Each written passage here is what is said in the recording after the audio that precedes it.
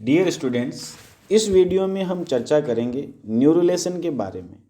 न्यूरोलेशन या neural tube के निर्माण की घटना न्यूरोलेशन कहलाती है। पिछले वीडियो तक हम चर्चा कर चुके हैं गैस्ट्रुलेशन के बारे में।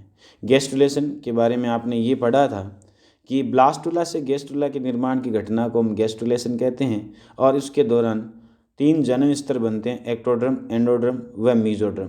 एक्टोड्रम, एंडोड्रम और मीजोड्रम से आगे चलकर विभिन्न प्रकार के अंगों का निर्माण होता है, इसलिए अपन इनको जर्मिनल लेयर के नाम से या जनन स्तरों के नाम से जानते हैं।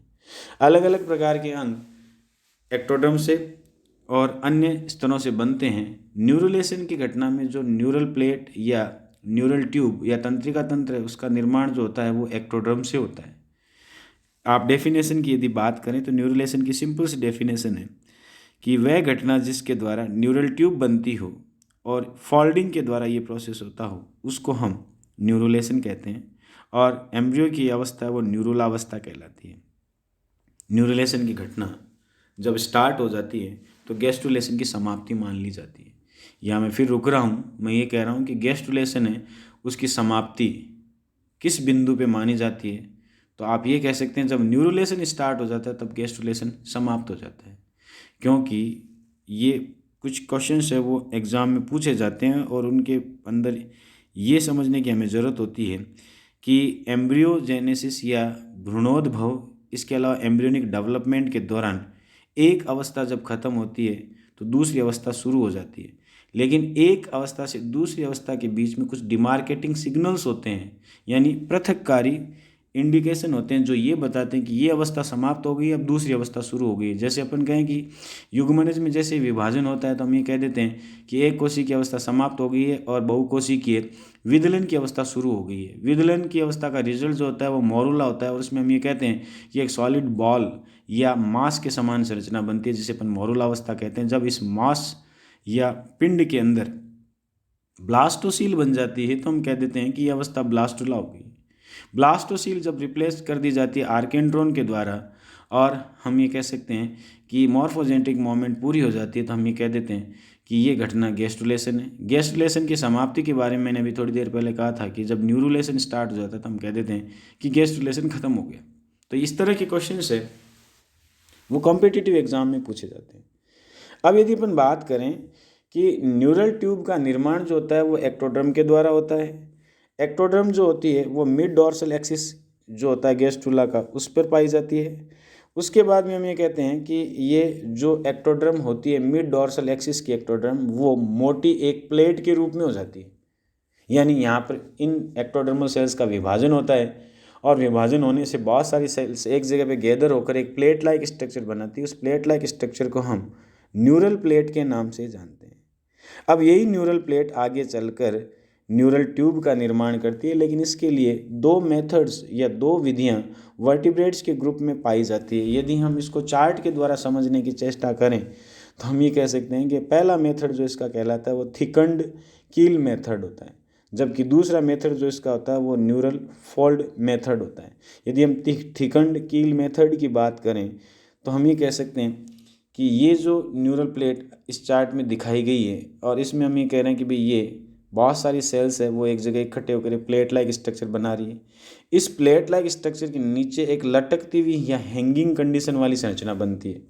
ये संरचना नाव के नीचे पाए जाने वाले लकड़ी के टुकड़े या धातु के टुकड़े के समान होती है, जो नाव को पलटने नहीं देता या डगमगाने नहीं देता, उसको कील कहा जाता है। तो ठीक वैसे ही यदि हम इसको माने नाव का पेंदा और पेंदे के नीचे ये लटकती हुई संरचना जो वास्तव में सेल से बनी हुई होती है, तो ऐसी दिखाई देने के कारण इसके लिए वर्ड कील यूज किया जाता है।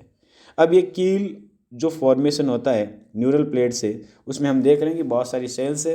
अब ये सेल्स बीच में से फटना प्रारंभ करती है या यहाँ से हम कह सकते हैं खोखलापन उत्पन्न होना शुरू होता है और धीरे धीरे एक खोखली न्यूरल ट्यूब है वो अस्तित्व में आ जाती है। तो यहाँ तक जो सॉलिड एक स्टेज है इसे अपन रॉड फॉर्मेशन के नाम से या न्यूरल रॉड फॉर्मेशन के नाम से जानते हैं। तो यहाँ आप कह सकते हो कि पहले न्यूरल प्लेट बनी, न्यूरल प्लेट के नीचे कील का निर्माण हुआ, फिर एक कील है उस न्यूरल प्लेट से अलग हुई और एक सॉलिड रोड के रूप में हुई, और सॉलिड रोड है वो बाद में खोखली हो गई और एक ट्यूब है वो बन गई।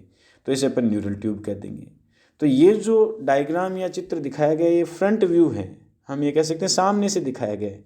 तो इसको यदि हम पीछे लंबाई में यदि हम कहें कि ये पीछे तक लंबाई में एक रोड के रूप में संरचना है वो दिखाई देती है, और वो रोड आगे चल करके एक हॉलो न्यूरल ट्यूब में बदल जाती है। ये मेथड जो पाया जाता है वो टेलियोस्ट के अंदर, साइक्लोस्टॉम्स के अंदर, इसके अलावा हम कहते हैं गैनोइड फिश के अंदर।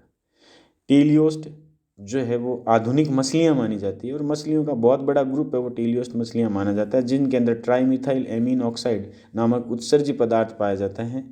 इसके बाद में हम कहते हैं गैनोइड फिश है वो गिनी चुनी होती है, जिनके अंदर गैनोइड स्केल्स पाए जाते हैं। गैनोइड स्केल्स वास्तव में प्रिमिटिव स्केल्स माने जाते हैं, और इसके अंदर जिन मछलियों को शामिल किया गया है उसमें एक तो एमिया है जिसे बाउफिन के नाम से भी जानते हैं। इसके अलावा एक अपन कहते हैं पॉलिप्टेरिस जिसे बिचिर के नाम से जानते हैं। लेपिडोस्टियस है जिसे अपन गारपाई के नाम से जानते हैं।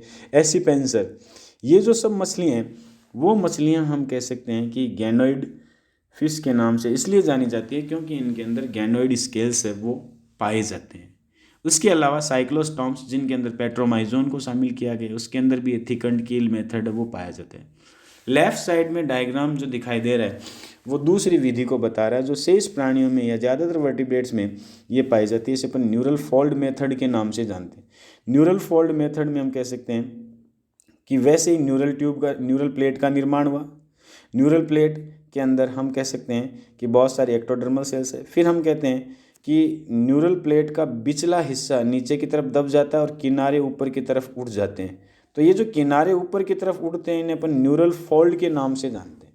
यानी यहाँ पे जो फोल्डिंग है वो पाई जाती हैं, जबकि पहले मेथड में आप ये देख पा रहे हैं कि नीचे की तरफ जो सेल्स है वो डिवाइड होकर के एक मोटी कील नुमा संरचना बना रही है। तो यहाँ पे प्लेट है वो फोल्ड होती है, उसका बीच का भाग तो नीचे की तरफ दबता है और किनारे ऊपर की तरफ उठते हैं।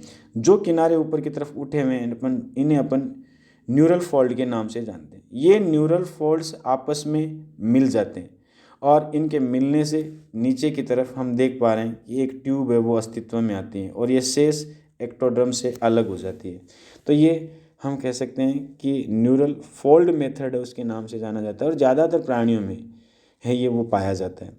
अब हम यदि अगले स्लाइड्स की बात करें तो अगली स्लाइड्स में इसका डिस्क्रिप्शन दिया गया है कि थिकंड कील मेथड में क्या होता है और ये किस में पाया जाता है। इसी तरह न्यूरल फोल्ड मेथड क्या होता है, ये किस में पाया जाता है। ये आपके नोट्स प्रिपेयर करने के लिए ये हेल्पफुल रहेगा, जिसके द्वारा आपको जो लैंग्वेज है उसमें मिल जाएगी। और ये वही चीज़ इसमें लिखी हुई है जो मैंने आपको उस चार्ट में समझाने की चेष्टा की है। सबसे लास्ट में जो एक चार्ट दिया गया है वो ब्लैक एंड वाइट है, जो आपकी बुक से लिया गया है, और इसके अंदर जो न्यूरल प्लेट और जो कील मेथड है उन दोनों को शो किया गया, यानी न्यूरल फोल्ड मेथड और कील मेथड दोनों को शो किया गया है। इसमें हम देख पा रहे हैं कि इस तरफ थिकंड कील मेथड है जो लेफ़्ट साइड में दिखाया गया है, और राइट साइड में हम कह सकते हैं कि इस तरफ जो दिखाया गया है वो न्यूरल फोल्ड मेथड है। यहाँ पे आप नीचे की तरफ देख पा रहे हैं कि न्यूरल फोल्ड मेथड में जो न्यूरल ट्यूब के अलावा कुछ सेल्स है वो अलग से बच जाती है। इन्हें अपन न्यूरल क्रिस्ट सेल्स के नाम से जानते हैं। Neural crest and their derivatives एक अलग से आपका टॉपिक है जो आप कोऑर्डिनेट एम्ब्रियोलॉजी के अंदर पढ़ते हो। यहाँ उसके बारे में बात करना ज़्यादा प्रासंगिक नहीं होगा। अगले वीडियो में हम बात करेंगे कुछ और टॉपिक्स के बारे में। आज के लिए इतना ही, धन्यवाद।